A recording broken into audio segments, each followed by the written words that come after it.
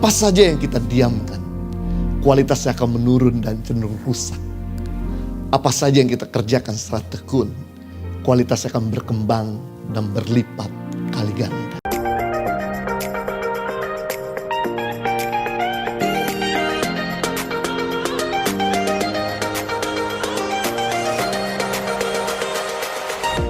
Saya berjumpa dengan tema terobosan atau breakthrough. Kata terobosan punya arti menembus batas. Kehendak Tuhan dalam kehidupan kita bukan statis, tapi kehendak Tuhan dalam kehidupan kita dinamis. Saya tahu bahwa setiap kita punya keterbatasan, tapi kita tidak boleh tinggal dalam keterbatasan. Sebab kita punya Tuhan yang tidak terbatas. Itu sebabnya untuk bisa lewati keterbatasan, kita perlu ciptakan namanya terobosan. Yang kedua, kata terobosan arti inovasi. Bicara inovasi, bicara alat pembunuh kebosanan dalam hidup kita. Bicara inovasi, bicara kreativitas. Kenapa kita mulai jenuh dalam kehidupan ini? Karena tidak ada lagi kreativitas, tidak ada lagi inovasi. Nah, untuk membuat hidup ini bergairah, gak ada cara lain, kita perlu ciptakan terobosan. Yang ketiga, kata terobosan artinya mendobrak, mematahkan, membuka jalan. Bicara terobosan, bicara bagaimana kita menciptakan lompatan yang tinggi, sehingga bisa mengejar ketinggalan di masa yang lalu. Kata terobosan artinya adalah mendapatkan jawaban. Kenapa manusia perlu terobosan? Karena selama kita masih hidup di planet ini, kita gak pernah lepas dari namanya masalah. Masalah sakit penyakit, masalah keuangan, masalah rumah tangga, masalah dunia pekerjaan, masalah di dalam pelayanan. Dan untuk keluar dari masalah butuh yang namanya terobosan. Nah, usah jauh-jauh waktu Yesus tujuan datang ke muka bumi ini untuk menyelamatkan kita. Untuk hal yang baik. Begitu dia baru sampai di bumi. Dan kemudian Herodes berusaha untuk membinasakannya. Tapi bersyukur ada terobosan. Di mana Bapa bicara, malaikat Tuhan bicara kepada Yusuf untuk membawa lari Yesus dari Bethlehem ke Mesir. Dan tinggal di Mesir 3 tahun 11 bulan sampai Herodes mati. Dan kemudian Tuhan bicara lagi untuk Yusuf kembali ke Nazaret. Dan tinggal di Nazaret. Dan kemudian begitu Yesus beranjak dewasa, dia melayani di Galilea, Yerusalem. Tetap aja ada aja hambatan-hambatan. Tapi yang menarik, sekalipun dihambat, selalu merambat, ada aja terobosan. Orang boleh menjegal, tapi pelayanan makin terus meluas. Bahkan ketika Yesus sedang menghadapi masalah, di mana di depan matanya ada 5.000 laki-laki, belum ditambah lagi perempuan dan anak-anak. Sedangkan yang ada pada murid-murid waktu itu cuma 5 roti dan 2 ekor ikan. Tapi yang menarik, ketika diserahkan 5 roti 2 ekor ikan itu, ada terobosan di tangan Yesus. Sehingga laki-laki menjadi kenyang, 5.000. Mereka semua dipuaskan. Ditambah lagi perempuan dan juga anak-anak. Kita bisa melihat bahwa setiap orang memerlukan terobosan. Orang sakit memerlukan terobosan dalam kesembuhan.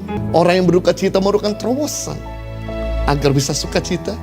Orang yang miskin memerlukan terobosan dalam keuangan. Orang yang memiliki masalah pernikahan memerlukan terobosan dalam keluarga. Orang yang terikat dengan dosa memerlukan terobosan dalam kebebasan. Orang yang terbelenggu oleh karena utang memerlukan terobosan dalam keuangan. Orang yang bekerja memerlukan terobosan dalam karir.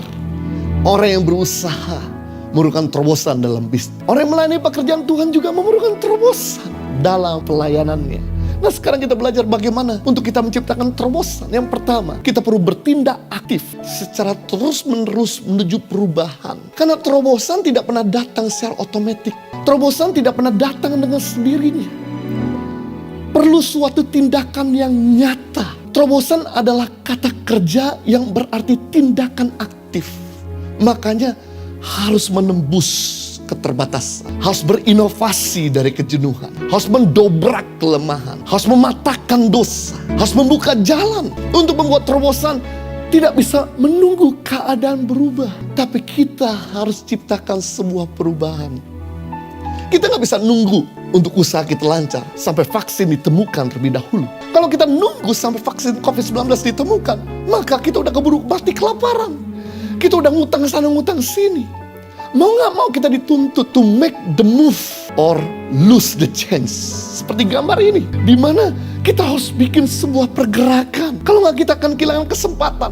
Ada buaya yang menantikan agar siput bisa masuk dalam mulut buaya. Udah tahu siput jalannya lelet, pelan. Begitu tuh siput mau dekat sampai tuh buaya, buaya udah keburu jadi tulang belulang, kering kerontang. Satu gambaran, kalau kita gak bergerak, maka kita akan mati. Grow is painful. Change is painful, but nothing is painful is stand stuck somewhere you don't belong. Bertumbuh memang melukai, berubah memang menyakitkan.